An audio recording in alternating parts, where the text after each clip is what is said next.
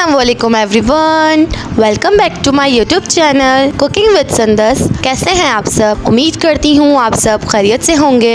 आज हम बनाएंगे बकरीद स्पेशल बहुत ही मज़ेदार गोला कबाब। अब बगैर टाइम वेस्ट करे अपनी रेसिपी बनाना शुरू करते हैं। अब हमें चाहिए एक चॉपर, उसके अंदर 6 से 7 पतली वाली हरी मिर्चें वो शामिल करेंगे। 1 टेबल स्पून के करीब अदरक लहसुन का पेस्ट शामिल करेंगे और 2 मीडियम साइज की प्याज स्लाइस करके वो इसके अंदर शामिल करेंगे। इसको हमें 1 से 2 मरतबा इसको दरदरा सा पीस लेंगे कि बस ये पेस्ट ना बने, बस दरदरा सा ही रहे।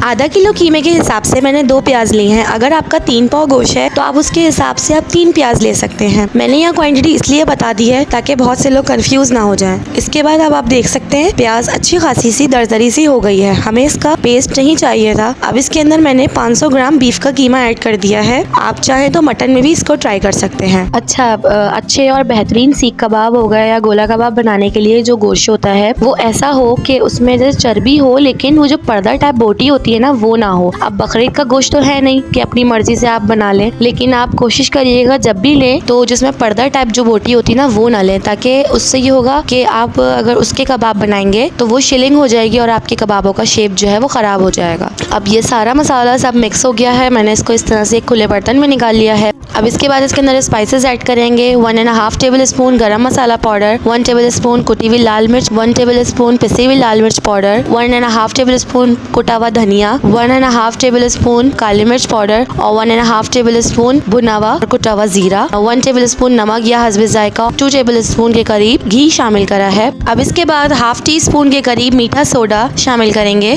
और 2 टेबल स्पून के करीब कॉर्नफ्लोर शामिल करेंगे। अब सब स्पाइसेस ऐड करने के बाद इसके बाद इसको अच्छी तरीके से मसल के गूंद लेना है। जैसे हम आटा गूंदते हैं ना, इसी तरह से इसको मसल के गूंद लेना है। इससे होगा ये कि हमारे जो कीमे के अंदर मसाला है, स्पाइसेस है, वो बहुत अच्छी तरीके से मिक्स हो जाएगा और इसका फ्लेवर बहुत मज़े का आएगा। बस जी इसको अच्छी तरीके से मिक्स करेंगे, बहुत अच्छी तरीके से मसल के गूंद लेंगे। फिर उसके बाद इसको आधे घंटे के लिए रेस्ट पे रखेंगे। देखा जाए तो ये हमारा इसका मैरिनेशन टाइम होगा। अगर आपके पास टाइम ज़्यादा है तो आप इसको फ्रिज में रखें। अगर आपको आधे घंटे का टाइम देंगे तो अब इसको आप काउंटर पे ही रखें। मैंने यहाँ इसको किचन काउंटर पे ही आधे घंटे के लिए रेस्ट पे रखा था। उसके बाद इसको हम शेप दे लेंगे। मैंने यहाँ हाथों से इसको शेप दिया है। आप इसकी जगह आप पेंसिल या स्ट्रॉ या चमचा, आप कोई भी चीज़ इस्तेमाल कर सकते हैं जो आपको ईजी लगे।